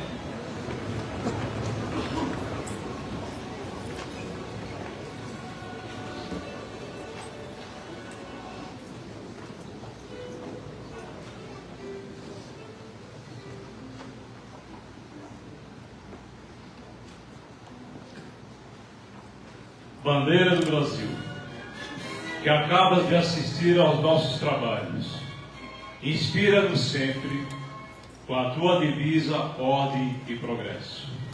Fonte asseguradora da fraternidade e da evolução. Ideais supremos da humanidade, na marcha infinita através dos séculos. E recebe dos obreiros aqui reunidos o compromisso de fidelidade maçônica no serviço dos supremos interesses do grande país, de que é símbolo augusto, pleno de generosidade e de nobreza.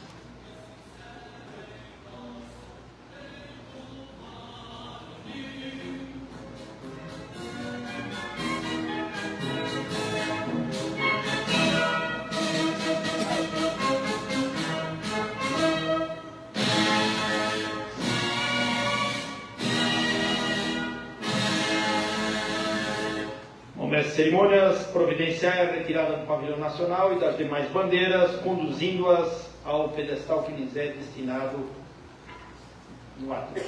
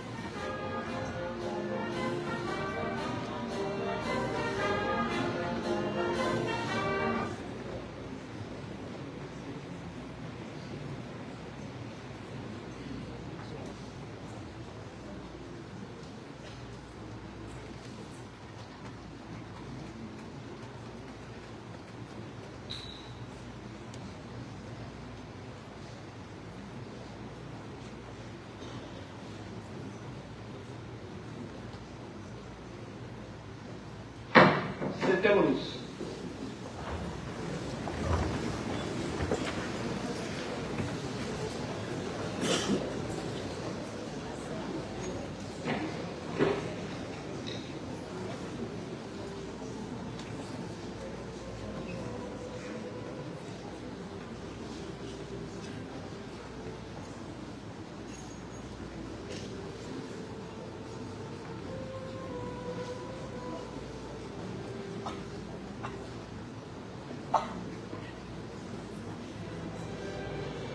Bom, mestre de cerimônias, convidar o irmão orador para proceder ao fechamento do livro da lei.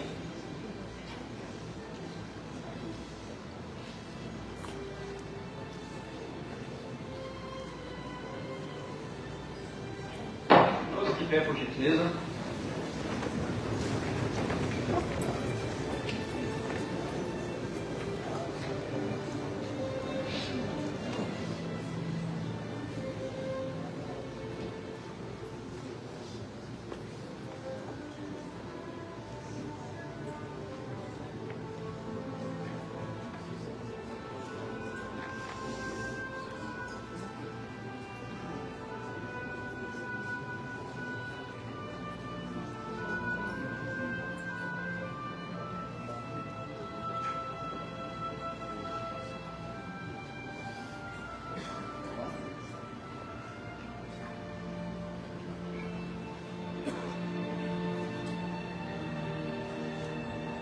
Obrigado, irmão mestre de cerimônias.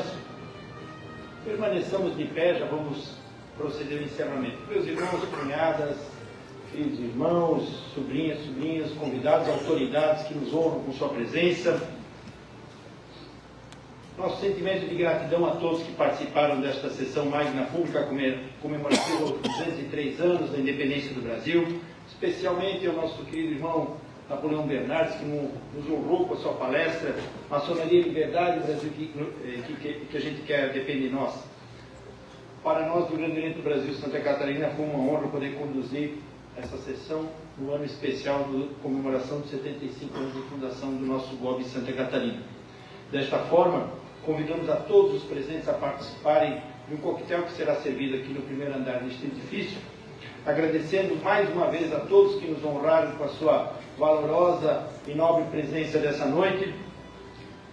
Rogamos ao grande arquiteto do universo, que é Deus, que nos ilumine, nos abençoe, nos dê saúde, força, muita coragem para continuarmos fazendo a boa maçonaria dentro de nossos templos, mas principalmente do lado de fora dessas nossas casas de estudo e de reflexão. Dessa forma, em nome do grande arquiteto do universo e de São João, nosso patrono, declaro encerrados os trabalhos desta sessão magna pública comemorativa aos 203 anos da independência do Brasil. Irmão mestre de cerimônias, providenciar para que as autoridades tenham o devido acompanhamento até o átrio no seu deslocamento. Senhoras e senhores, solicitamos que todos aguardem a saída das autoridades e depois todos estão convidados para a nossa confraternização. Muito obrigado, que Deus vos acompanhe. Muito obrigado.